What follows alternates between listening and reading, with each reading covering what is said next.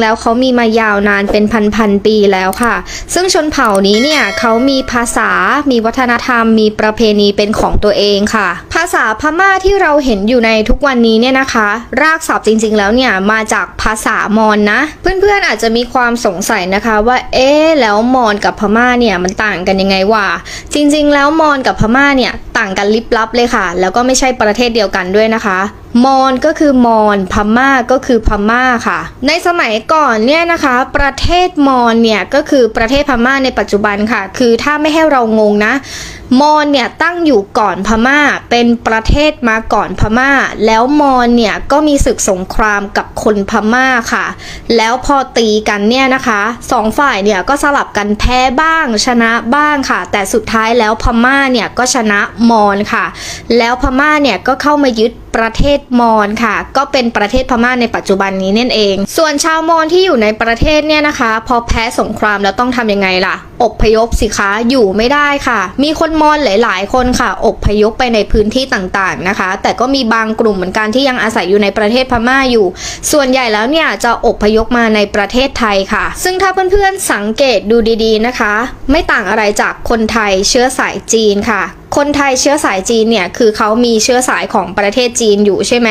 คนมอญก็เหมือนกันค่ะคนมอญที่เกิดในประเทศไทยเนี่ยจะต้องกลายเป็นคนไทยเชื้อสายมอญค่ะเหมือนกับคนมอญที่เกิดในประเทศพม่าเหมือนกันก็จะต้องกลายเป็นคนพม่าที่มีเชื้อสายมอญค่ะหลายๆคนเนี่ยมีความเข้าใจผิดค่ะว่ามอญเนี่ยคือพม่าแล้วคนส่วนใหญ่เนี่ยก็เข้าใจแบบนั้นด้วยนะว่าคนมอญเนี่ยคือคนพม่าจริงๆแล้วถ้าเรารู้จักคนมอญจริงๆเนี่ยนะคะเขาจะบอกเลยค่ะว่าเขาเนี่ยคือคนมอญเขาเนี่ยไม่ใช่คนพม่า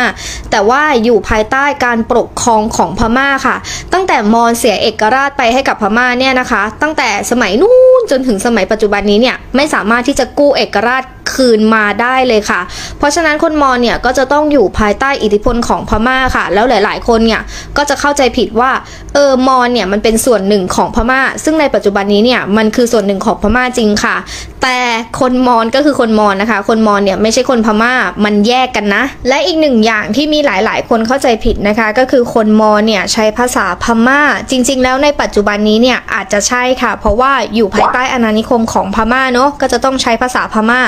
รากศัพท์ของภาษาพม่าจริงๆแล้วมาจากภาษามอญค่ะมอญเนี่ยเป็นประเทศที่มีพยัญชนะของตัวเอง